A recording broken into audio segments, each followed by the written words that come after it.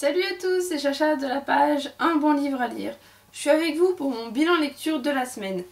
Donc cette semaine, j'ai pu lire Meurtre pour rédemption. En fait, je l'ai fini parce que je l'avais déjà commencé la semaine dernière.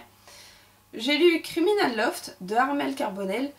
Et là, j'ai entamé le supplément d'âme de Mathieu Biasotto. Donc je vais vous présenter mes lectures. On va commencer par Meurtre pour rédemption, qui pour moi a été une claque magistrale, quelque chose d'énorme, un roman à tomber par terre. Je ne m'en remets pas encore aujourd'hui, j'ai eu du mal, en fin de compte, après ce livre, à en ouvrir un autre. Le suivant était très bon aussi, hein, mais Meurtre pour rédemption, ça a été la claque de l'année pour moi, c'est le livre à lire cette année, celui que je conseillerais à tout le monde. Je pensais m'être déjà pris une énorme claque avec Juste une ombre de Karine Jebel aussi. Et en fin de compte, Meurtre pour rédemption, il m'a foutu complètement KO. J'étais par terre à la fin du livre.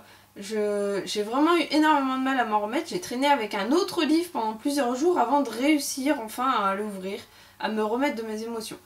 Donc ça, c'est mon ressenti. Donc pour Meurtre pour rédemption, ça parle de Marianne qui est une jeune détenue de 21 ans et qui va subir plein de choses en prison. Elle va souffrir, elle va tomber amoureuse, elle va être violée, elle va être battue, elle va vraiment être dans un très mauvais état et elle va réussir quand même à faire quelque chose de sa vie, un exploit.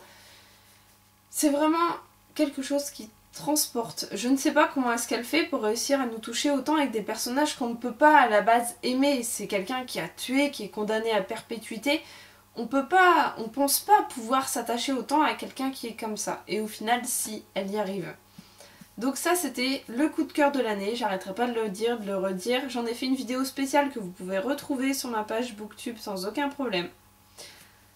Suite à ce livre, que j'ai eu du mal à fermer, j'ai entamé Criminal Loft de Armel Carbonell.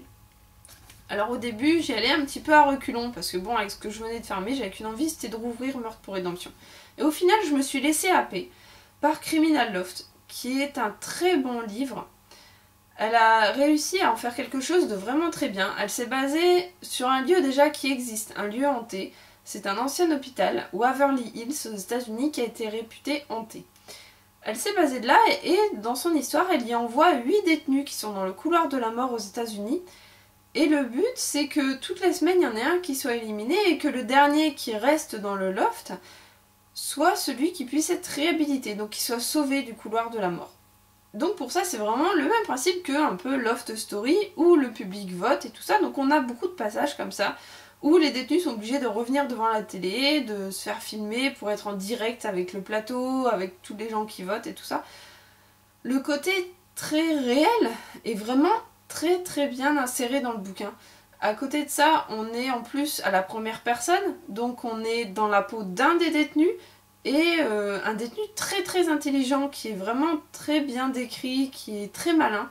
J'ai beaucoup aimé être là-dedans avec eux, vivre ce qu'ils ont vécu et chercher vraiment ce qui se passait. Donc elle arrive à mettre une ambiance très glauque, très renfermée. On est un peu oppressé dans ce livre et on n'a qu'une envie, c'est de savoir ce qui se passe après.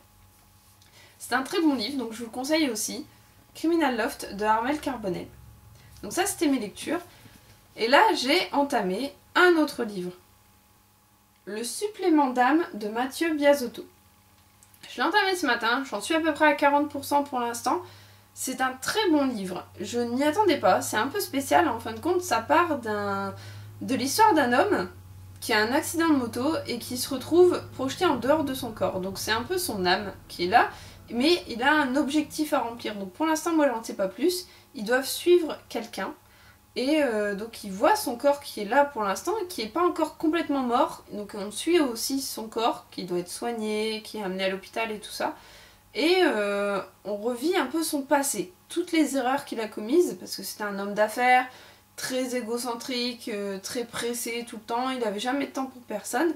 Et donc ça va lui revenir en pleine figure forcément avec l'évolution du livre. Pour l'instant, j'en sais pas beaucoup plus. J'ai juste envie de savoir la suite. C'est très bien écrit, c'est très léger, et on a envie vraiment de vivre avec le personnage, de voir pourquoi il est là, qu'est-ce qui fait qu'il n'est pas mort, pourquoi est-ce qu'il évolue, pourquoi est-ce qu'il suit cette personne précisément. C'est vraiment un livre que j'apprécie beaucoup. Donc ça c'était le supplément d'âme de Mathieu Biasotto. À mon avis, je pense l'avoir fini ce soir, voire peut-être demain, et donc je vais enchaîner avec d'autres auto-édités qui méritent vraiment d'être lus.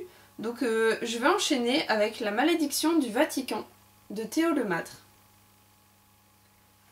Il a vraiment l'air d'être pas mal, il a de très bonnes critiques. C'est un livre qui est entre le réel et l'irréel, savoir si tout ce qui nous arrive c'est vraiment à cause de Dieu, peut-être à cause du diable. On en saura plus donc par la suite. Je ne l'ai pas lu. J'ai survolé le synopsis parce que je voulais pas gâcher ma surprise. J'ai survolé les avis. J'ai vu que tous les avis étaient très positifs, donc je voulais vraiment avoir une belle surprise. J'espère vraiment être séduite parce qu'apparemment il a une très belle plume. Et je pense que par la suite, de toute façon, je vous en ferai une belle petite vidéo aussi, exprès, recentrée rien que là-dessus. Ma dernière lecture de la semaine sera sûrement 2,0 et demi. Ce livre, ça a l'air d'être un petit peu un ovni. Le livre qui change un peu tout, qui change nos habitudes de lecture. Guillaume Leclerc, en écrivant ce livre, à mon avis, il lui a mis une bonne dose d'humour, parce que de toute façon, quand on le voit poster sur des groupes, quand on le voit nous parler, il a vraiment ce petit humour décalé que j'aime beaucoup, celui de Kaamelott. C'est vraiment... de toute façon, Kaamelott, c'est une série que j'adore. C'est vraiment un humour complètement décalé, très sarcastique, des vannes tout le temps. J'espère être complètement séduite par ce livre qui, à mon avis, recèle beaucoup de petits trésors. C'est des auteurs qu'on connaît pas, les auto-édités, et qui méritent souvent d'être connus autant, voire plus que certains grands auteurs. Je pense vraiment que cet ovni-là, il va me plaire. Et de toute façon, comme tous les autres, vous aurez une vidéo. Donc, 2,0 et demi de Guillaume Leclerc. Je vous conseille... je vous en dirai plus quand je l'aurai lu, mais vu l'auteur, je peux vous dire qu'à mon avis, ça va être une belle bombe. Une belle tranche de rigolade, quelque chose qui va vraiment être au top. Voilà, donc ça c'est mes lectures pour la semaine. J'espère que ça vous a plu et on se retrouve la semaine prochaine pour en parler. A bientôt, bye bye!